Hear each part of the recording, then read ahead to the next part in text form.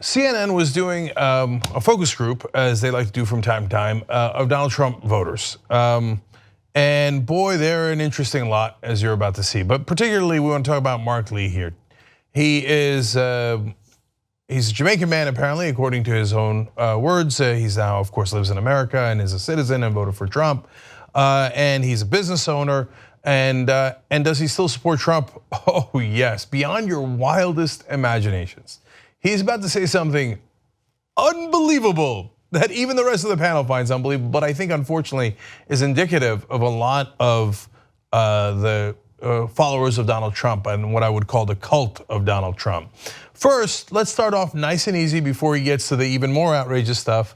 But first, swamp. I thought you were against the swamp. Alisyn Camerota, again, doing a great job here at CNN, asking, well, if you've got all these people who are powerful elites that are now, for example, and she didn't get into this level of detail, but rewriting the tax code to their own benefit, I thought you guys were against the swamp. So let's see how that conversation goes.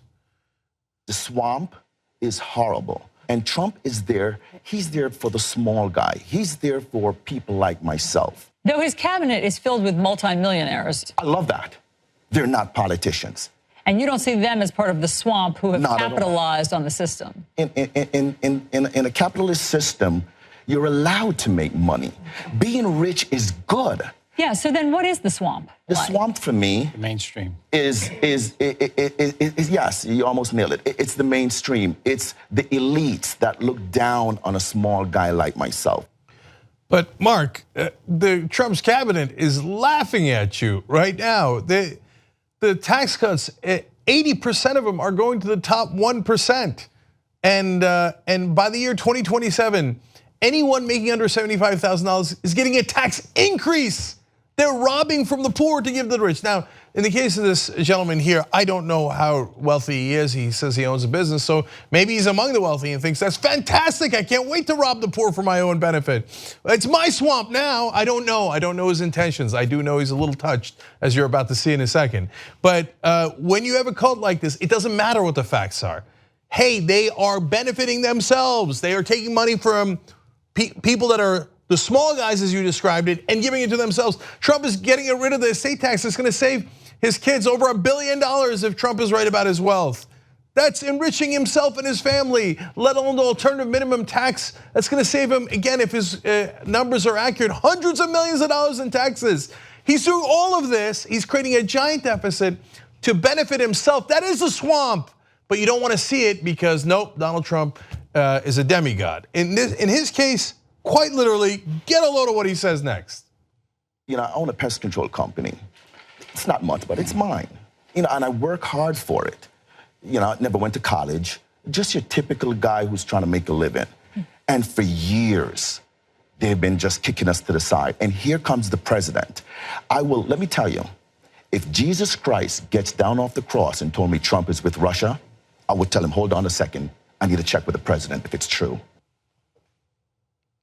Wow. So this is exactly how a cult operates. It doesn't matter. Whatever dear leader says, I believe it. Christian, Jesus, is he an important figure? I don't know if he's an important figure. Donald Trump, obviously above Jesus. Above Jesus. I'm sure that if you ask Mark Lee, he would tell you he was a devout Christian.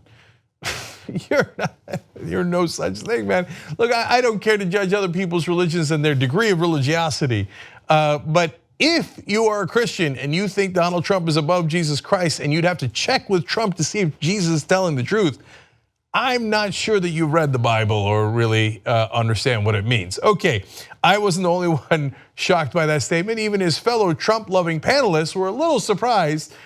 JR, our producer, has done a great job of noting their surprise. Let's take a look at it one at a time. I would tell him, hold on a second, I need to check with the president if it's true. Why do you believe Donald Trump over everybody else? Why? Yeah, I'll give her credit. She was as surprised as the rest of us, like, wow, Jesus, Lord mercy. Quite literally. I've been to Jamaica too. All right, well, let's take a look at the next reaction. I would tell him, hold on a second, I need to check with the president if it's true. Why do you believe Donald Trump over everybody else? Why? I love the woman's reaction. Now we're gonna go to the last guy here. But notice that he doesn't seem quite as put back by it. He seems kind of entertained by the idea. Let's watch. I would tell him, hold on a second. I need to check with the president if it's true. Why do you believe Donald Trump over everybody else? Why? That was looking like, But I'm not putting that statement on anyone but Mark Lee, who was the man preposterous enough to make it. But you might not be surprised if you know what he does regularly, apparently at Mar-a-Lago. At first, when this part of the clip began and I was watching it, I thought, oh, okay, he goes to Mar-a-Lago. Maybe he really is rich and he's gonna get some of those tax cuts, that's fine. No, find out why he goes to Mar-a-Lago. I believe in him. He's a good man. He has taken so much shots for us. Why do you think he's more trustworthy than the intel community? It's based on everything he's been doing. He's been winning. Listen, I go to Mar-a-Lago whenever he's coming in, hold up my sign. And what does your sign say? Blacks for Trump. I'm Jamaican, I'm black. I love the guy. I think that he is getting one part of that sign wrong. Maybe black for Trump.